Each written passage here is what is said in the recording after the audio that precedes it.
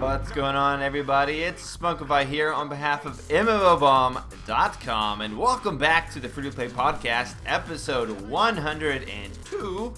Today is March 25th, 2014, coming at you live here from the offices of the MMO Bombers, that being me and the ever-prevalent Jason Winter. How are you doing, Jason?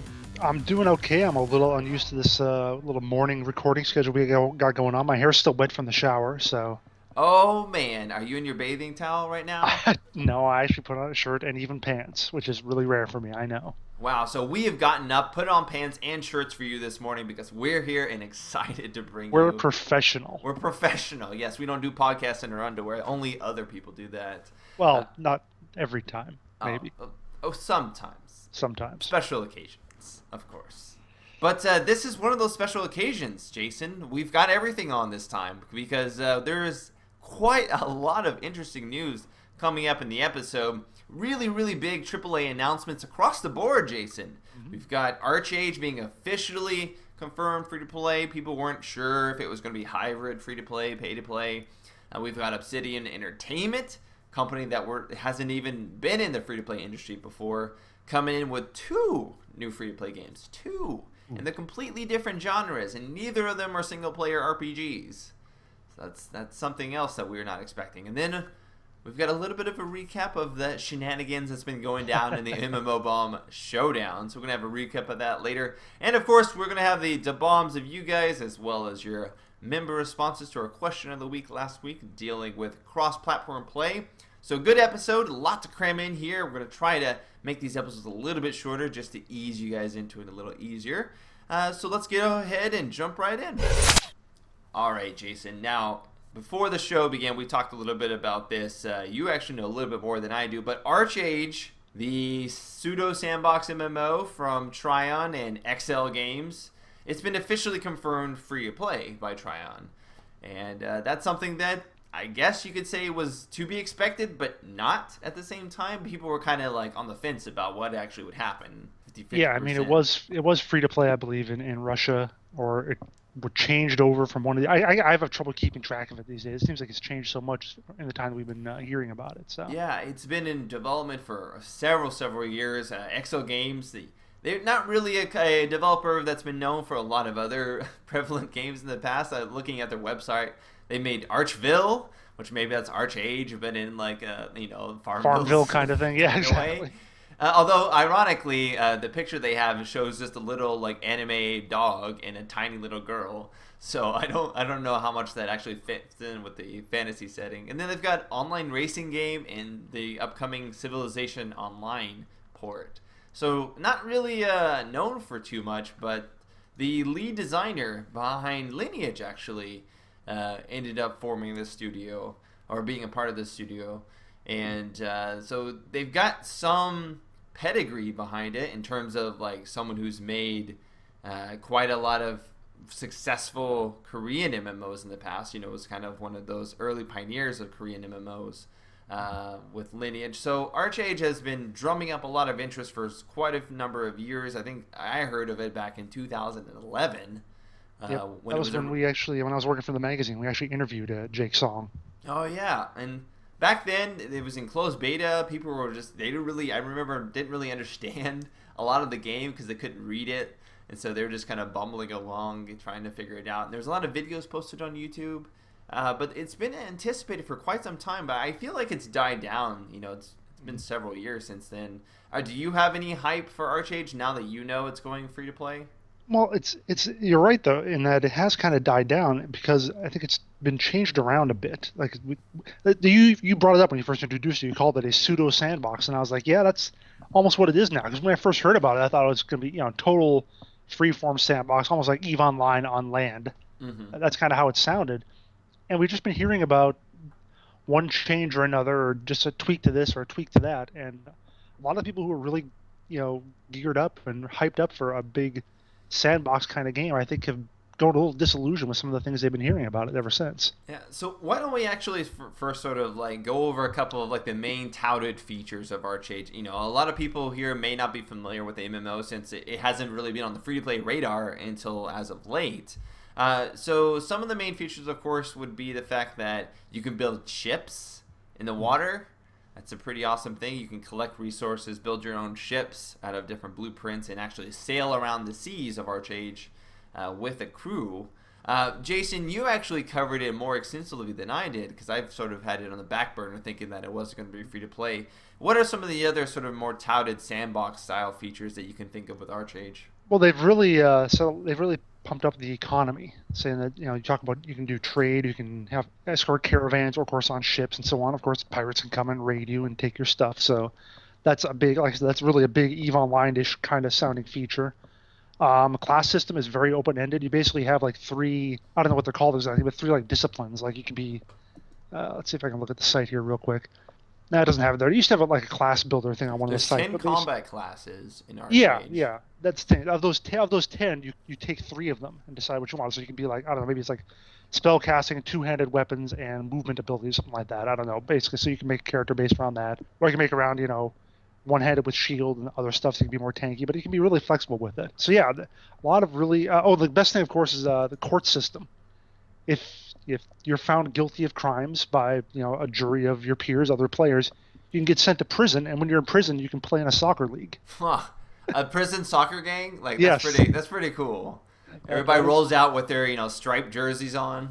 Yeah, that's what the screenshot they have of it is. It looks like prisoners, or not screenshot, it's like concept art, but it shows prisoners in their black and white stripes playing soccer. So now, how long do you have to play in this prison soccer game before you can get out? I don't know. I don't know if maybe is that the condition of getting out? Like you have to win a certain number of matches to be set free. I don't know. It's like Death Race but with soccer.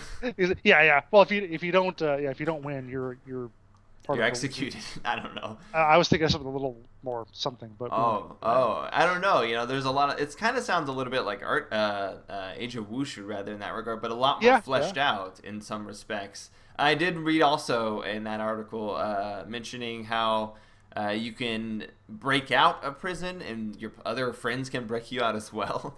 So but do you get to keep the soccer ball? I hope so. Get to keep your jersey and all that stuff. Some of the other interesting features I noticed, Jason, were the mount system. You actually can raise your mounts as little, cute little animals before they grow up and they become old, and then you mount up on them, of course. Mounted. So you could be the mother of dragons. Exactly. Yeah. But what's interesting is that in combat, players can actually target your mount and take out your mount, it seems. Oh. So your mount doesn't just disappear. It'll fall down and then maybe leave you vulnerable or whatever. And so when you resummon it, that mount only has 1 HP, and you can use it to sort of, ride around again on, but if anybody attacks it, immediately it takes it out, and you have to go take it back to the stable and nurture it back to health, and it kind of seems very, I don't know, realistic, I guess you could say. Yeah. They've got a lot of those little systems in place, it seems, that, certainly they tried to put in to make it feel more realistic, make it feel like you had more options in battle or in, deciding what you do with your character and so on. Yeah. And then of course there was even stuff about making crops, being able to tend to crops and have them grow in your own pieces of land where you build your own houses. I think they're through a blueprint system. I'm not sure if you can actually build your house pseudo, landmark style, EverQuest Landmark. But you do get, plots of land that you can inhabit and, own this land. You have to pay like an upkeep cost for it. But you'll be able to put your own crops and raise cattle and livestock on there and what have you. And then, of course, there's the siege and castle modes, which I feel are in most foreign MMOs. Every MMO, it seems, from Korea has some type of siege mode, like where it's like castle on castle or guild on hundreds guild of players against hundreds of other players, something like that. Yeah, and this is how it is in here. You have to, it looks like, go out and capture the zone initially. But then once you capture it, you can build a castle there, and then you must defend it against other challenging guilds who have to submit. I always thought that was weird, that a guild or a group has to submit to be able to challenge to take on a castle. Why not just attack it? Well, because you don't want it to be where my group logs in to take on your castle at 4 a.m. when none of your guys are around. Yeah, that's true. Yeah, you want to have it to be, our castle is scheduled to, you can attack it at 8 p.m. Sunday because we'll all be there or whatever. So Yeah, that's sort of how it works in EVE Online. There's like a fuel system that whenever it kicks over to that, you can't do any more damage to a station that's okay, owned by a corporation until the timer ticks down. So both sides know when the timer ticks down when it'll become vulnerable again. So yeah, I can understand that, but I always thought that was a little bit silly. I don't know for me personally if I'm too excited about 100 versus 100 because I played Guild Wars 2 PvP. I don't know if you have, Jason. oh yeah. Yeah, so you know what it's like, in guild versus guild versus guild. Yeah, I mean, a lot of games have that where it's gotten to the point where it's like they can put on a lot more people and it doesn't really make the game any better.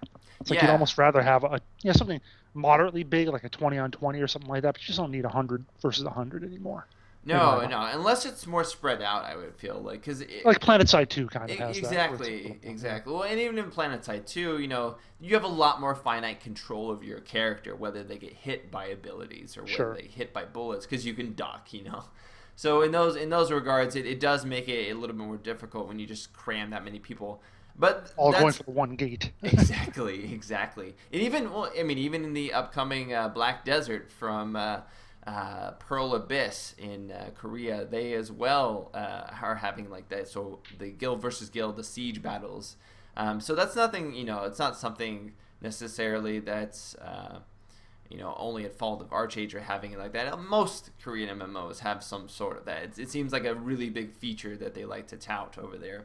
But yeah, so those are sort of the main core features that everybody's sort of excited about with ArcheAge. There's even gliders. Players can grab gliders and glide all over the place. Yep. So if you like gliders, you'll be able to do that in ArcheAge. And it But looks beautiful. If you ever have a chance, just look at some of the videos of it, and it's really great looking. yeah, it definitely is. Even for something that came out or has been in development and been in beta since like 2011, it still holds up 3 years later, Mhm. for sure. But then there's some more controversial sides to ArcheAge, which players maybe should know about. Jason, me and you were talking about it yesterday with the Delphi coins and sort of this patch 1.0. Can you explain a little bit about what we were talking about? Well, let's see if I try to remember what those all were and pulling up the. There's just, I mean, this one forum post we're looking at here has just like a ton of different stuff. It's like, what is it? The RNG of it is not something that they're liking a whole lot of. We're talking about the grind of it, taking how long it takes to do so many things, and of course, when you have a free-to-play game, what are they going to do? They're going to sell things to make the grind a little more manageable. When other people would think that if it wasn't free-to-play, they would just make the grind more manageable to begin with. But That was through the labor point system, I right, believe. labor point system, trading constrained to a single continent for gold, so trade routes are a lot shorter, a lot simpler, a lot less sandboxy, I guess, because you can't go quite as far with them. So a lot of things that are, and this has sort of been what they've seemed to be doing throughout the development process is, like you said, making it less of a pure sandbox. Which, on the one hand, I could see why they're doing that, probably to make it a little more accessible to a wider audience. They know that the really hardcore sandbox people who want all the really intricate stuff are in the minority. But on the other hand, the game was designed, it seems like, with that sort of thing in mind, and that's what attracted people to it very, very early. So when you start taking that stuff away, yeah, it introduces you to a wider audience, but it makes the people who were interested in it from the first place, who are really devoted to it, really kind of ticks them off a bit. And it makes me think that maybe when they were first developing it, they came up with all this stuff and thought it would be incredibly cool. And then when they actually implemented it, some people would complain that, oh, this is too hard or whatever. And they started realizing that the audience for this sort of thing is dedicated, but it's always going to be small. So if you want that, if you make it a super hardcore sandbox, you have to accept that it's going to have a small audience. Whereas if you're trying to make something that's more of a blockbuster that's going to have millions of fans or whatever, you have to make it more broadly appealing. And I think they're kind of caught in the middle of, do they want to be this niche game that people are absolutely devoted to, or do they want a big hit that's going to have potentially a million players? Yeah, and some people were arguing from the beginning that ArcheAge was never a sandbox MMO. That it was always like a theme park MMO with sandbox elements. And they argued that because there was questing. There's questing through the game. There are specific zones that you progress through, and there's leveling based Yeah, on that. and I think through the level 30, you don't have PvP. Yeah. So the early level, that's restricted. And so a lot of people felt that because of those things, you couldn't consider ArcheAge even to begin with, even when it was in early development, a sandbox game. So the changes they've made now are only to serve to prove their point, essentially, that was always that, and it's just continuing to go that way. The patch 1.0, which really made a lot of these changes that some of the players more sandbox oriented didn't like, were things like adding a new continent that was PvE only, no open world PvP in that zone whatsoever. The reduction in trade routes, like you said before. But overall, one thing I really have to just scratch my head about is the fact that they wouldn't consider it. They wouldn't consider the building, your plots of land and your castles and having these open trade routes and what have you, building your own ships. They wouldn't consider that enough to consider it a sandbox MMO. But by that same comparison, you wouldn't consider EVE Online a sandbox MMO because it's got questing in it. There's questing to do in it. You don't have to do the questing; it's not required. But there is also bases out there that are built by the AI. That you don't have to build yourself. And so, with those things in mind, it's obvious we would call EVE Online a sandbox MMO, but the definition of sandbox is a little bit loose because there's like a gray middle area, and then you have the extremes, those that sway to either side of more or less sandbox. And we could just argue that ArcheAge is moving towards the more theme park side of that sandbox spectrum. Yeah, I would argue that. Yeah. Overall, though, are you going to be trying ArcheAge, Jason? Are you going to still be giving it a go? Or, the combat is tab targeting. I don't know if that's going to play a factor. Some people may just play it for the sandbox elements regardless. Well, that's going to be a question, too, as to how long before I get into that sort of thing. If it is 30 levels of grind, just doing traditional PvE kind of stuff before I get into the fun stuff of sandboxing, then probably not. Because it doesn't seem like there's anything, in terms of the combat, like you say, doesn't sound like it's going to be that interesting. If I have to go that long before I can do something really interesting, that's going to be a major downside for me. Yeah, I actually, to be honest, haven't really seen any of the PvE content. I've really only seen the PvP content. I've watched a little bit of some people streaming, and it does look kind of meh. Just the actual basic PvE content. Not like raids or anything like that. I've just watched them go out in the wild and kill 10 rats or whatever, but... One thing that did seem to concern a lot of players with the changes is the fact that used to, when you bought blueprints, you bought them with these silver coins you got from exploring, sort of encouraging that open world sandbox feel by exploring the areas. And that's been changed to these Delphi coins, which you only get by doing daily style quests. And that's one thing that I'd have to say really does put a hard cap on how much it is sandbox, because anything that requires you to do quests to get any sort of sandbox element, the ability to buy blueprints, etc., does sort of make it feel like they're trying to force you to play a certain way, which is more of a theme park mentality than a sandbox mentality.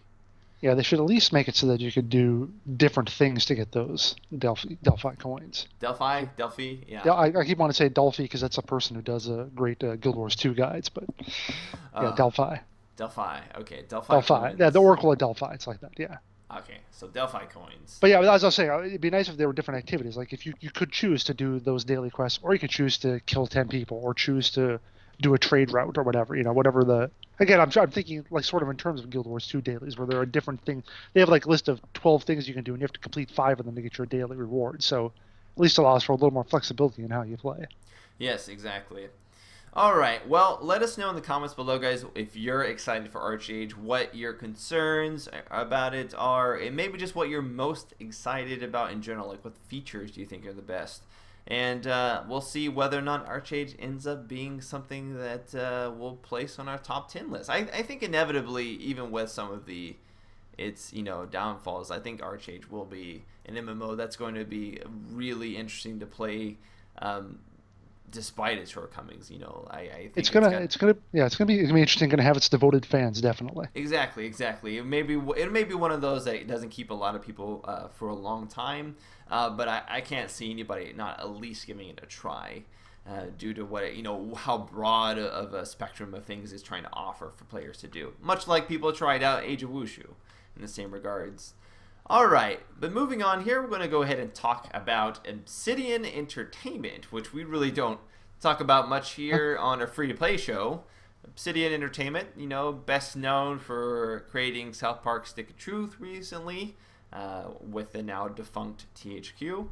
And then, of course, having the earth-shattering $3.9 million Kickstarter for their solo endeavor Pillars of Eternity RPG. Obsidian Entertainment, they're pretty much RPG gods at this point, Jason. Well, as long as we forget Knights of the Old Republic 2. Okay, we can... Hey, I actually enjoyed that. Bugs aside, it was not a bad game. It just needed a lot of patching, kind of like Fallout 3, Lost New Vegas. Sure. I mean, you can just the we blemishes. all love Obsidian now for Stick of Truth, but we forget about Old Republic. Yeah. It seems, what else are they doing? Now? Well, they're working on 2 brand new projects that I guess you can consider not RPGs or not RPGs in the normal sense. They're not single player, which is something Obsidian has been, renowned for, is creating these single player experiences. They're actually making a MMORPG called Skyforge and an action tank game called Armored Warfare, which I got to tell you, Jason, Armored Warfare it seems like a working title. I don't know. Armored Warfare is kind of, it's explanatory, sure, but Skyforge at least invokes some type of, Skyforge. Well, you don't think a game like War Thunder is a working title? I thought that sounded fine. I don't have a problem with Armored Warfare. Oh, I guess. I don't know. I just kind of think anything that has warfare in the name is just like, it's like shouting it too much in your face. Warfare, get it? There's going to be war. It's not as bad as Warface. Warface, that's true. But they both suffer from it. Sure. Yeah, so Obsidian Entertainment, okay, so their first title that they're really sort of announcing is the Skyforge title. That is an MMORPG that they're co-creating with the Alliance team behind, of course, Albion Online. And from what it looks like, they're doing more work than just localizing it, actually. For those who probably don't know Skyforge, some of the touted features are dynamic combat, which, can't really tell what dynamic combat means these days. And then players start out as an immortal, collecting followers and powers in order to gradually work their way up to champion and eventually becoming a god themselves. So is it kind of like the Hercules story? Hercules if he had minions. Yes, I guess Hercules. They should really team up with. They should have teamed up with Hi-Rez to make this MMO. Would have been like Smite and Obsidian Entertainment Skyforge. I don't know. Other things include one large server, so it allows the developers say bringing the massive back to MMORPGs. Don't they optimistically say, with millions of players on one server? Yeah. Yeah. Good luck with that. Yeah. They start high, They can bring that number down. Dream high. Yeah. Dream high. Millions. Yes. And then free exploration was one of the other sort of notable features I saw them pull it down, but I'm not really sure. What's restricted exploration? Does that mean like you're in an instance? Well, it does say solo and group PvE, so I would guess that's like instance dungeons. Maybe they mean group PvE, like old school WoW group PvE, where you had to group up to take on world bosses and stuff like that. Yeah, maybe. For specific quests, Group PvE could also mean dungeons, which is what we assume. But free exploration gives me hope that it's not going to be like instanced zones, essentially. Yeah. Like you're not going to zone into something. Which Well, that's something. If you've got millions of players, you have to have a lot of room. So. Yeah. Well, yeah, for sure. I just like the whole World of Warcraft style where you can just continuously walk and never see a loading screen. Sure. Kind of style of world, and I'm hoping that they bring this back. Have you seen the trailer for this, Jason? Have you actually watched the trailer? Yeah, I watched it. It just, I don't know. It and the whole game in general just are like, it's a game where you're this guy with huge powers and lots of flashy effects. Yeah. Like, I've never seen this before. Yeah, it's... To say that the setting is unique would be an overstatement. It does have great graphics. Sure. Like, it's made with the CryEngine 3, and wow, it's pretty pretty. Like, some of the backgrounds and some of the sort of, like, there's like flying vehicles in the trailer.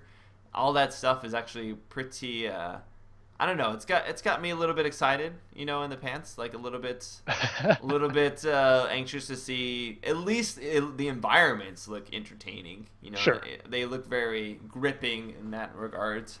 I'm not necessarily opposed to playing another fantasy MMO, Jason. No, I'm not against fantasy MMOs in general, but just there just doesn't seem anything in particular about this that makes me go, oh yeah, I have to play this. I can become a god. Well, I basically do that when I hit level 90 in WoW anyway, because I've got like 83 million hit points. So that is true.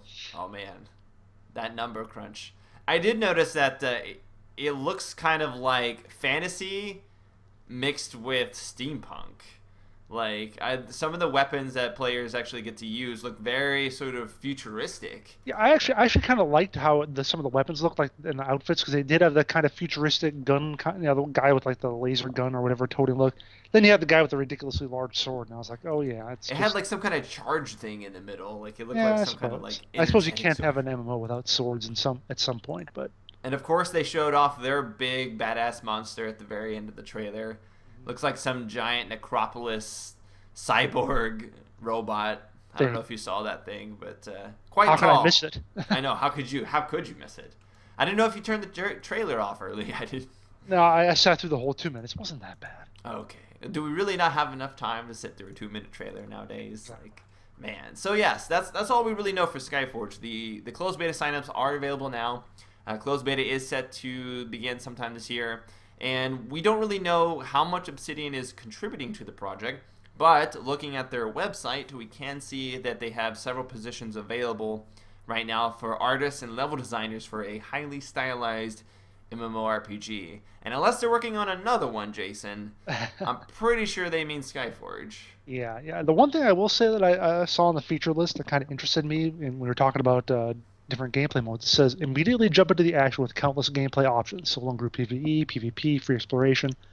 The immediately part is what gets me there. It's like, so this is not a game where you have to grind out 30 or 50 levels before you get to the fun stuff. So if that's the case, really then refreshing. I like it. Yeah, that could be something that gets me interested. If it's something I could just like jump in and not spend 3 or 4 weeks or whatever trying to get to the interesting parts. That would be something that I might be more interested in checking out.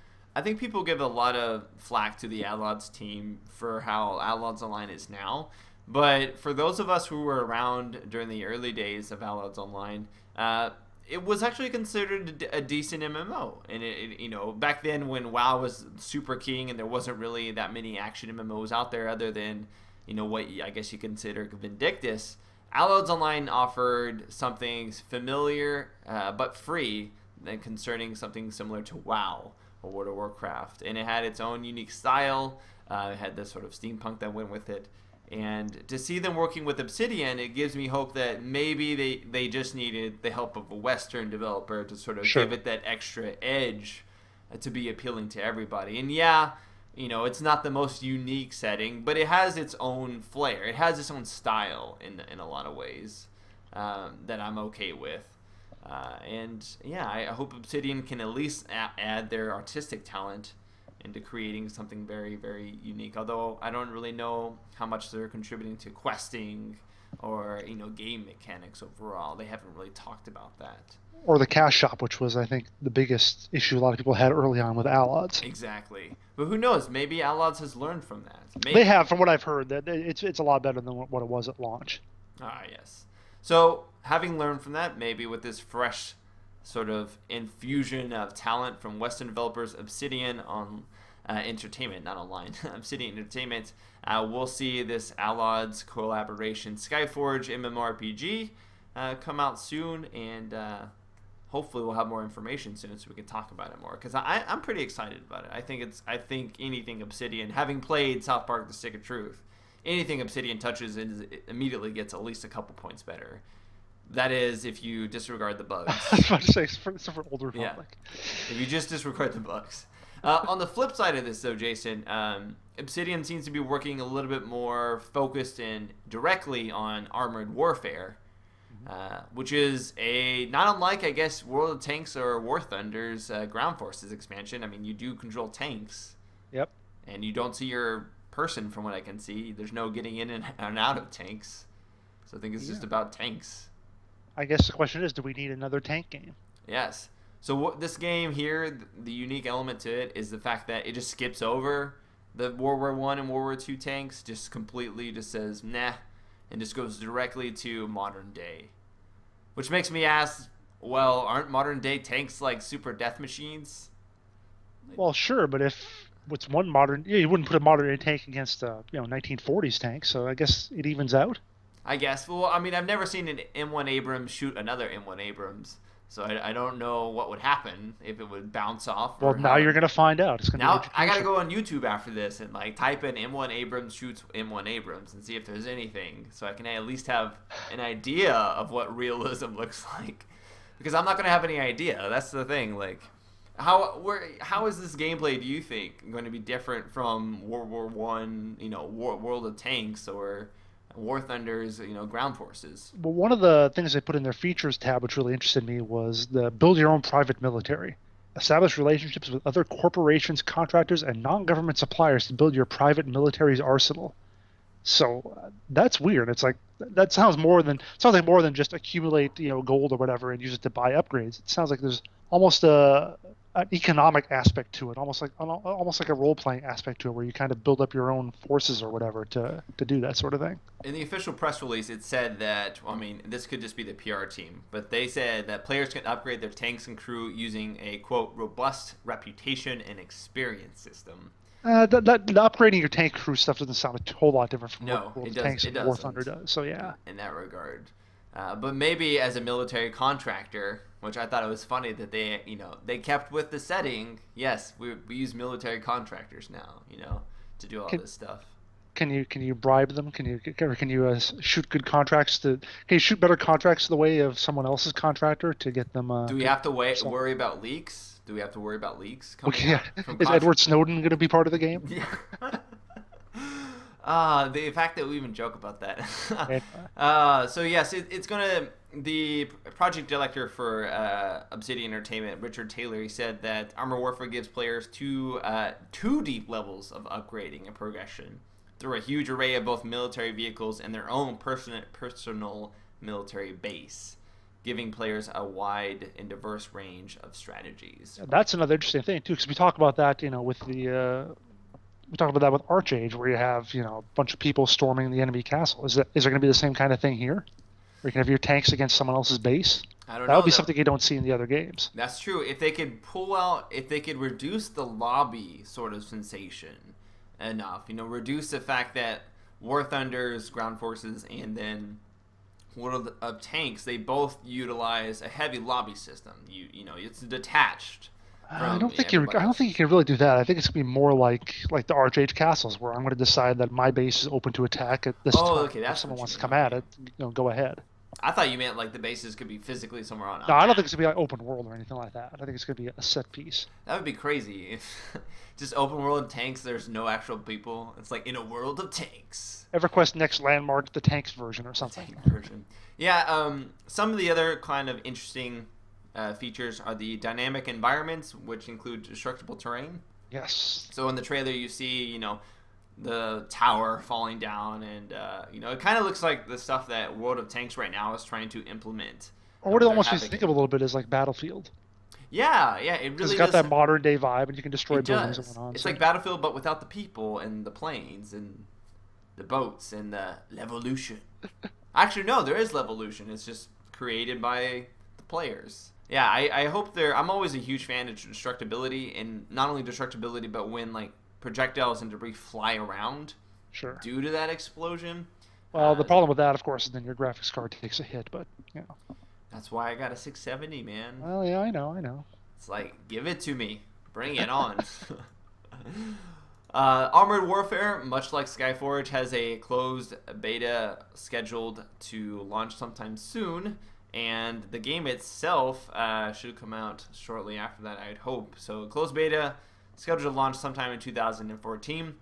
Both these games, it should be noted, are working with my.com, which is a subsidiary of mail.ru, so mail.ru, a Russian publisher.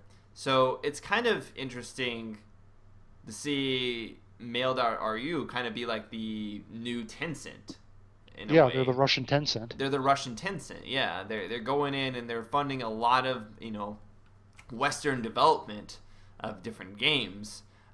Because I was actually just in the Netherlands where we were looking at Slightly Mad Studios' Project Cars, the developers behind Project Cars, their new MMO, World of Speed, I believe. Mm-hmm. And that, again, a Western publisher, they're Western in the sense that they work with the Western audience, and they produced Western studio-styled games. Sure.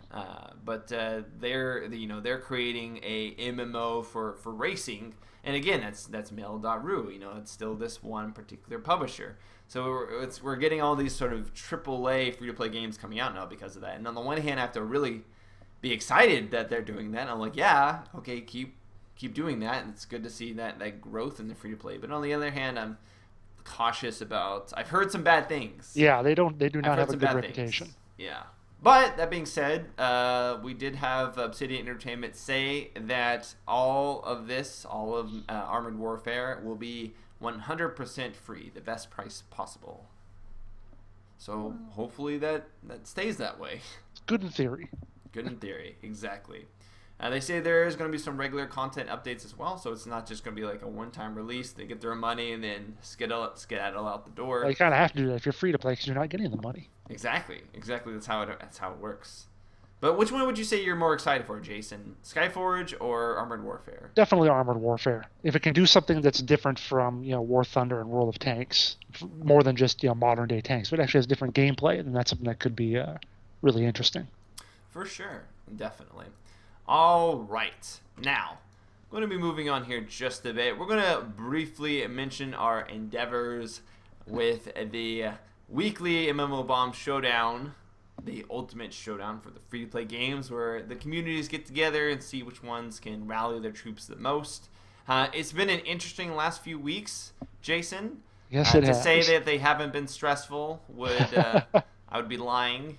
Can you give us a little bit of a recap what happened over the last week? For those who may be listening, don't know about the Showdown, which you guys can check out. We have a newly posted recap going on of how everything has been thus far. But why don't you sort of explain what's been going on with the recap? Well, there were a few accusations, perhaps, of shenanigans going on between in one of the matches, particularly the Ragnarok versus Mabinogi one. Mm-hmm. So we restarted that. We implemented the IP tracking so we could see exactly where votes were coming from. And when we saw that, yes, some domains were getting hundreds of votes coming in from them mostly for one game instead of the other. I won't say which, but you probably know by now if you've been reading. We were able to track that and able to make some adjustments on the final score based on what those were. So, and on the bright side, the other matches we had going on at the time and the ones we have going on right now, we're not seeing that same level of botting, of scripting, or whatever. So, it's either it's had a good effect, either it's had an effect in that people are aware of it and not doing it as much, or perhaps that people weren't doing it quite as much as people thought they were in the first place. Because any game that gets a lot of votes, people are going to be like, oh, they're cheating or whatever. And yeah, unless you have good proof, like in some cases, some people actually were on forums saying, yeah, here's how I'm cheating. So. Mm-hmm. Yeah, it's funny. The current matchups are Path of Exile versus League of Legends and Smite versus MapleStory.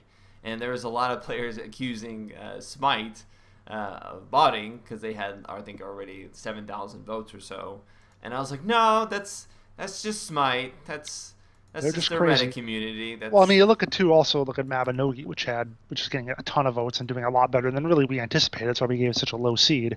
And they had like a 200-page thread on their forums talking about the contest. So yeah, and really kudos to you guys, both the Ragnarok Alliance community, as well as Mabinogi's community, even MapleStory's, and everybody basically that's still in this showdown. Like, it really does show how much these communities are really putting forth the effort. And, we're seeing these huge thread lists. I go out on the internet all the time and read all these different threads about everybody talking about it and how everybody's excited and what they're all doing. I mean, people are downloading foreign clients to talk to people that are playing the game in other countries and get them to vote. Like, that's pretty dedicated. I did not expect that. I expected some tweets or Facebook posts and some things, but downloading other clients, it's really impressive.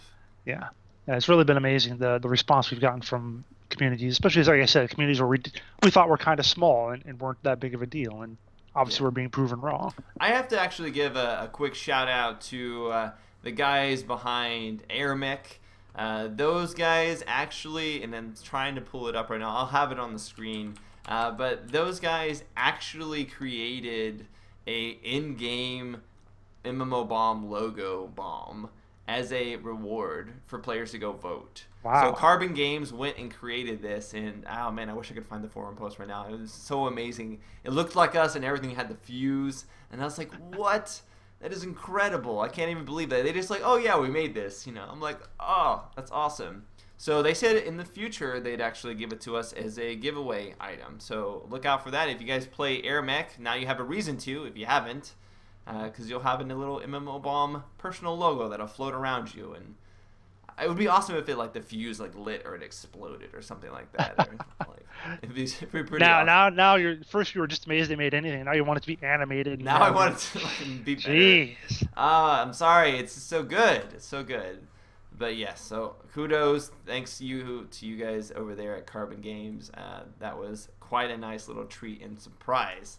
So yeah, thanks to all the communities, everybody who has been supporting the Showdown and really sort of getting what it was for. Not to prove which game is the best, but just see what communities are really dedicated and what they can do when they sort of rally behind it, especially the underdog communities. Really kudos to you guys. And I think that's the point of it too, is a lot of these games that are a little smaller, they want that attention more than maybe like League of Legends or whatever, because their community's like, yeah, we have 35 million players, so we don't care much about this. Yeah, and I think that's like, some people are like, oh, League of Legends is just going to crush this, blah blah blah, and I'm like, I've actually seen comments from League of Legends players. I've seen these things get posted in the Reddit subforums for League of Legends and such, and a lot of the players there are like, it's not actually fair for for us to sort of get the huge part of the community. We can get the local community members, those that are directly into MMOBomb or just around it and know of it. They can vote because they're involved with that. But if we were to get the entire armada of League of Legends, well, I don't think you get all 35 million of them. Oh, but no, yeah. no. But if you could get like a Twitter post or a Facebook post, it would immediately blow anything out of proportion. If there was anything that got on the front page of Reddit subforum for League of Legends, it would completely blow whoever they were competing against probably out of the water, unless the entirety of the free-to-play internet went against League of Legends at that point. So I'm pleasantly surprised to see other games sort of edging out some of these top seed, just because it makes it more interesting, it makes it fun, and it makes it feel good to see some of those smaller but tight-knit communities sort of rallying around their game and being proud that their game is doing this way. And I've actually seen that a lot of players have been trying out some of the games on the Showdown list because they've seen it just go up there, and they've been reading the posts in the different forums. I think that was in particular the Ragnarok Online and the Mabinogi fans. There was a little bit of crossover going on, so it's nice to see that stuff, definitely. All right, guys, so stay tuned. These finals will be coming up soon, and we'll find out who those individuals are as the week progresses. But for now, let us go ahead and move on to the member highlights. We've got a special member highlight here from Shasau33, and Jason, you're sort of the Lotro Elder Scrolls guy. Why don't you go ahead and take this one? All right, Shasau33 says, A-bomb to the Elder Scrolls Online for confirming that the Imperial race will be unlockable in the cash shop if you don't pre-order. A subscription game with content locked in the cash shop, just wonderful. Would like to remind everyone that the game director, Matt Fire, said that when you pay a sub, you'll get everything. So, because that's what it's for. Someone should just take that loop of him doing that. If he ever did that in public or ever did that on... It was a printed interview, I believe. So man. If we got a soundbite of that and then looped it like over and over and over, and then had the background of Elder Scrolls Online showing the cash shop, that would have been an A+ video right there. That would have been good. I'm just waiting for it to go free to play. Yep. We'll see. Gotta remain optimistic and unbiased. And right now, I can say that my humble opinion is that it will head towards free-to-play, but I won't outright say it's free-to-play. I'll say that once it happens. I'll say, yeah, okay. Sure. Alrighty then. So, moving on, the question of the week last week was, what is your opinion on cross-platform gaming? And boy, were there opinions, Jason. You said some of them were unprintable. Some of those opinions were unprintable. You know who you guys are. But for those that are printable, we have one from Cappy, who says, I love cross-platform play. I hate when a company refuses to allow it, causing a great game to not be able to be on it. Cough, Microsoft, cough. Microsoft with a $sign for the S. Yeah. I mean, definitely, there are some good examples of cross-platform play. Any of the TCG games that are really popular, even Hearthstone is supposedly going to get what you're going to be able to play at PAX East. It's coming to iPad and other tablets. So cross-platform definitely does work for certain types of games. Tower defense games like Plants vs Zombies, etc. But then you have like the flip side of the story from those who don't really sort of see cross-platform as a benefit, as a opening up of the game, but more as a restriction. You have From Hell here, who, Jason, what does From Hell say? Okay. From Hell says, I play on my phone and tablet quite a bit. I think it's hard for certain kind of multiplayer games to be as good on a mobile device as they would on a PC. Like you guys mentioned, usually the controls have to be dumbed down to be able to work on both platforms. I can see how a TCG/CCG, castle builders, or other turn-based games might work just fine, but MMORPGs can be a bit too much. I'm not saying it can't be good, just saying it's not going to be for everyone. Yeah, that's pretty much the thing. Mostly cross-platform stuff has to be the lowest common denominator. You have to be able to design it for use on a mobile device, phone or iPad or whatever, which means you can't have a keyboard control with 50 buttons or whatever that you have to press. So it is only really suitable for certain types of games, I think. Although we've gotten to have so many more MMOs with either action controls where it's pretty much all mouse based, or maybe a small hotbar of like 6 controls or whatever, that might be a little more possible going forward with games like that. But for the most part, you're not going to see WoW on a tablet anytime soon or anything like that. I have seen WoW on a tablet. Oh, really? It was like unplayable. Okay, well, yeah, sure. It was like 2 frames a second. Well, you can do and the technical limitations too, of course, yeah. I think you're not going to see ArcheAge on a tablet probably because of how the graphics card you need to run that. So. Yeah, I think what you would see basically is anything that is like a normal mechanic in MMORPG, like aiming, for example, has to be dumbed down. And we see this even in the Albion Online, the upcoming cross everything platform MMORPG. They have a very sort of basic targeting system. It's auto targeting. You click on a character and that's what it targets and attacks. There's no aiming mechanics that can go in there. So you're going to really lose, I think, a lot of the combat and the graphical style, too. Those, I think, are going to be 2 of the biggest hits because those are things that require the most control, both from the player and the most graphical processing power.